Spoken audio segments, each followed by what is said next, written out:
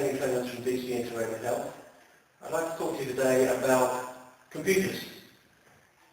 And as it says on here, computers are a danger to us. Now I was reading just today, a report by the BBC. They're reporting on a survey done by the Royal Society for the Prevention of Accidents, ROSPA. Now they looked at a study in a state which is quite alarming, and it highlighted the fact that injuries related to PC use is increasing faster than the number of PCs we're buying. The same thing's happening in the UK as well, and they looked and they quoted some obvious reasons.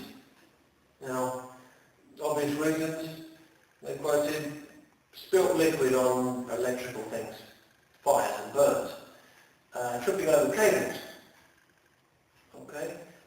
Now, while that would be interesting, I'm more interested in the underlying causes.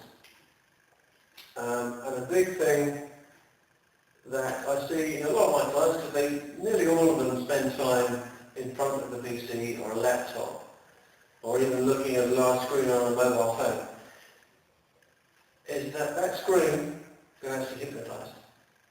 So you can be hooked into it. I mean, how many times have you been on the PC, I don't know, on Facebook, on any social networking site, on YouTube even, and you don't even remember how long you've been on there. You look up, after 2 hours, you think it's 5 minutes. You've been hypnotized. You know, it's going, it's coming up the screen at a particular frequency, and it's just bringing you down, and you're just being taken into the screen. Okay, so you're not conscious of things like cables, keyboards, even taking liquid to your mouth can be an issue. Now, this certainly can be a reason why our posture can tend to not be so good. In fact, it can be quite bad during PC use. You know, slouched, head forward, resting on the keyboard, and just moving side to side.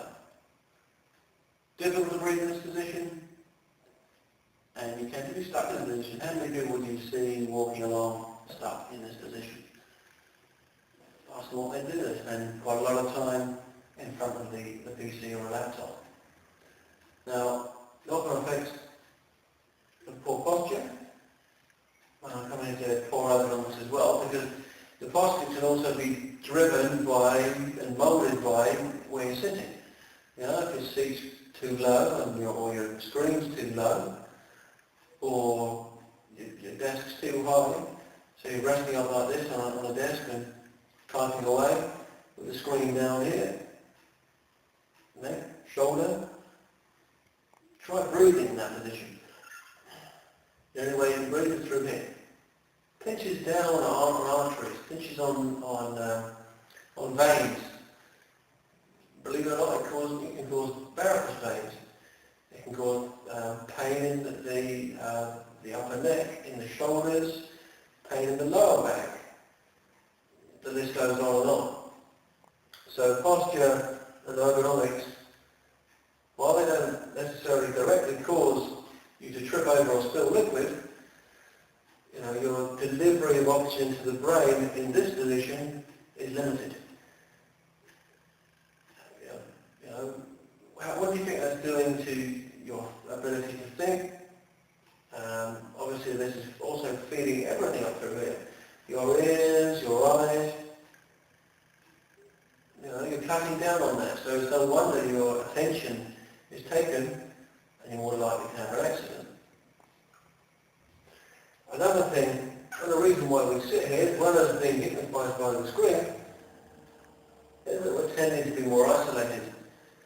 You know, you notice the huge growth in social networking sites, and you know the number of people using it, even YouTube, for example. You know, the amount of content that's just come on here is much greater than television companies have achieved in 20 years, and the same amount in 1 year. Same for the growth of social networking sites.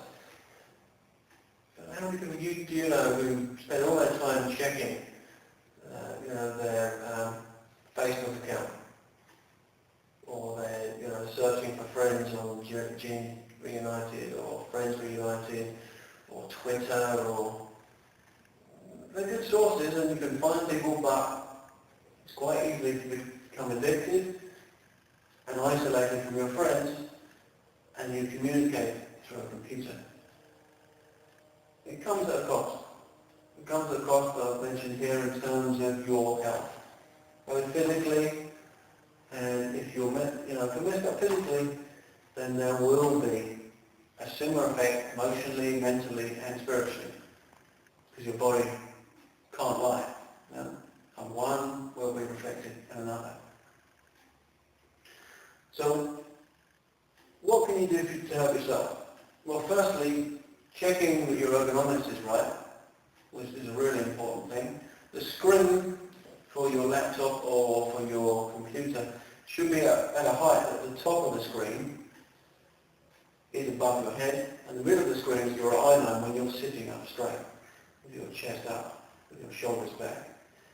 The table should be at a height that your shoulders are up, and also that your forearms are not hanging balanced over the top and you're just tippy-tapping with your fingertips. They should be rested and supported. Okay, if you have long fingers, the keyboard should be flat. If you have short fingers, it should be tipped up. Your sheet should be at 90 degrees, so your hips are 90 degrees and your knees are 90 degrees.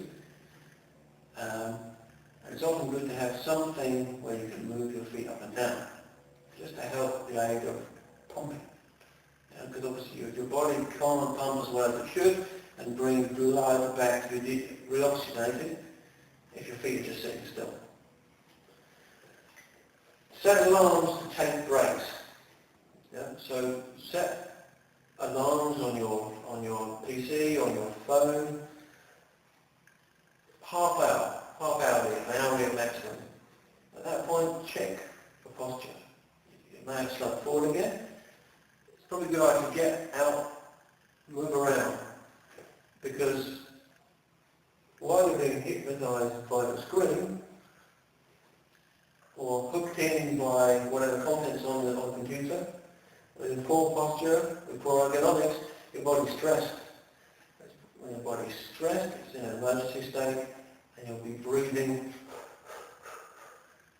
probably twice as much as if you were in a nice upright position, breathing correctly.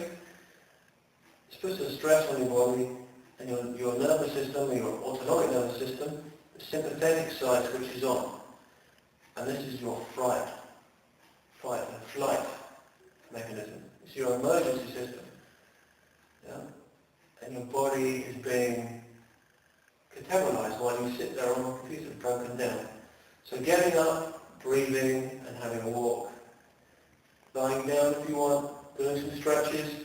A good book to look at, for some good tips on what to stretch and what exercise you need to do, is How to Eat, Move and Be Healthy by Paul Check.